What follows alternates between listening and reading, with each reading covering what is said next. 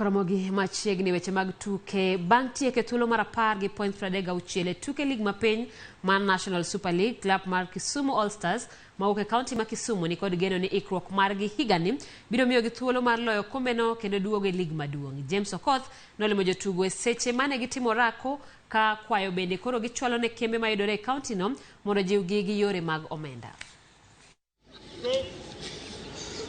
Okinyi mang'ich, jotugo omolo e alap kar rombgi ka girieny gi lewni manyien mag tugo.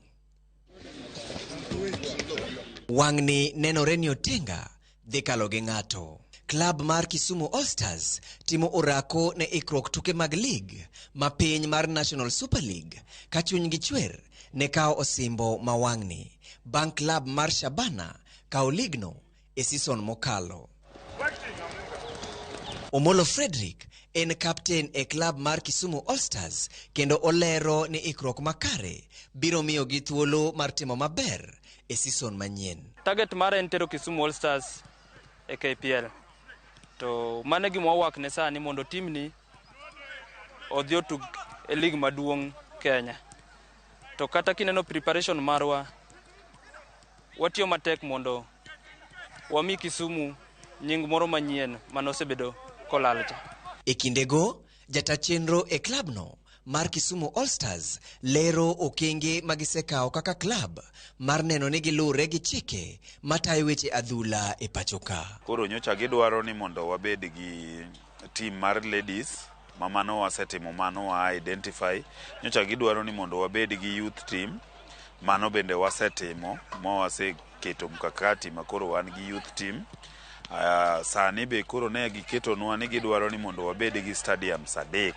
Wang'eyo ke kuonde manche koth ogoyo wagodo season manokalo to waseketo rageng' makende mondo mi wayud tugo maber e season mabiro.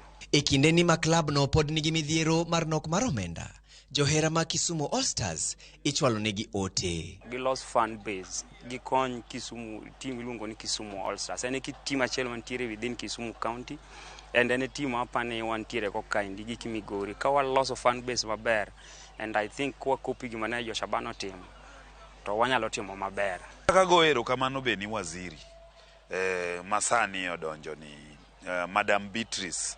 Madam Beatrice bendo setemo matek kabisa ma kata koro ineno ka rieny ma koro jogi rieny ni en mana through kony ma county otimo.